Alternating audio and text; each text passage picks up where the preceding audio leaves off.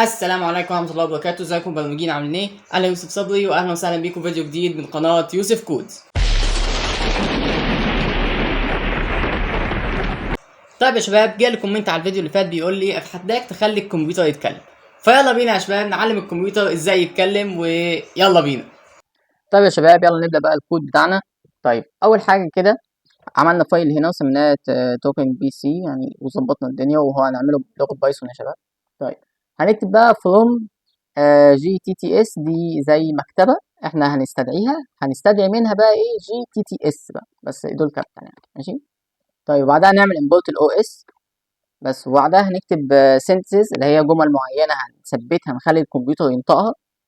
طيب زي مثلا انا اسمي يوسف او I love programming، البرمجة حلوة قوي، بايثون is amazing، جمل كده. بعدها نستخدم while true عشان يفضل الكود شغال، بس هنطبع له ايه 7 جمل. حلو. هنقول له اول حاجه تشوز بتاع ده اوبشن. اول اوبشن بقى اللي هو الحاجات اللي احنا كتبناها دي السنتنس دي اللي هو ايه ينطقها يعني بس، او في اوبشن هنا ان هو ايه يكتب جمله من عنده بس. التشويس بقى اللي هو يختار. هنسمينا عملنا فاريبل سميناه تشويس وكتبنا انبوت انتر يور تشويس عشان هو يختار يعني بس. التشويس اللي هو يختاره ده بقى ايه لو اختار صفر فهو كده بيقول ان هو اكزيت اللي هو عايز يطلع يعني، فنكتب له جود باي. تمام. طيب ولو اختار بقى 5 فهنكتب له ايه يدخل الجملة بتاعته. طيب لو بقى الجملة لو الاختيار بتاعه ده كان في السنتنسز اللي هم دول اللي احنا كتبناهم فوق هنا، فايه فالتكست هنسمي variable نسميه تكست ونسمي sentences choice. تمام. وده برضو بيضم ايه ده بيضم الجملة اللي هو يكتبها. طيب غير كده بقى هنقول له invalid choice او try again اللي هو لو مثلا نختار 7 مش موجودة في الاختيارات كده فايه فهنقول له ده اختيار مش صح يعني جرب تاني بس، وكونتينيو بقى عشان ايه اللوب ده يفضل شغال على طول. طيب وهنا بقى اهم حته ازاي نحول النص لصوت وده موضوع الفيديو. هنكتب تي تي اس وبعدها جي تي تي اس المكتبه اللي احنا استدعيناها فوق، وهنكتب تكست ايكوال تكست اللي هو التكست دي، وهنخلي اللانجوج اي ان اللي هي انجلش يعني، ولو عايزها عربي هتكتب اي ار. تمام.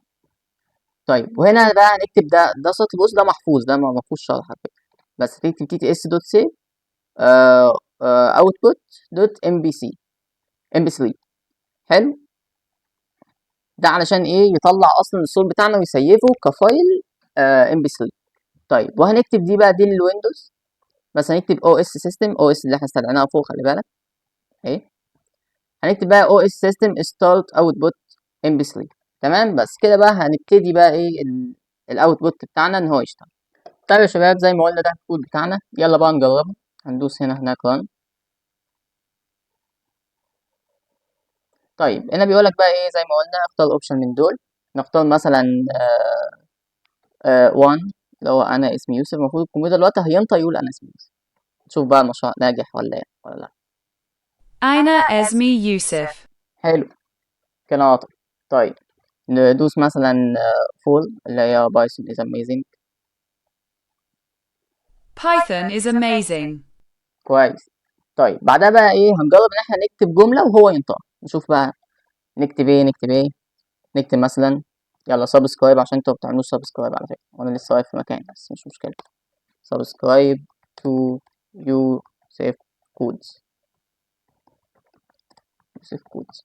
حلو. Subscribe to Yusuf Codes. حلو قوي. بس كده وتقدر بقى تكتب اي حاجة تانية مثلا تكتب اي حاجة بس تكتب اللي انت عايزه بس. لو نجرب كده نكتب اي كلام نشوف هينطقه ازاي. MFSM PDFM VPDM KF KPBVM. نطق كلام عبيط بس كده. ولو عايز بقى تقفل بقى الكود بتاعنا، وعلى فكرة ممكن تكتب عربي بس تكتب عربي فرانكو علشان يعرف ينطقه يعني بس. هنا انتر يور تشويس اللي هو هنكتب 0 بقى، وهنا بيقول لك خلاص بقى جود باي وبس كده.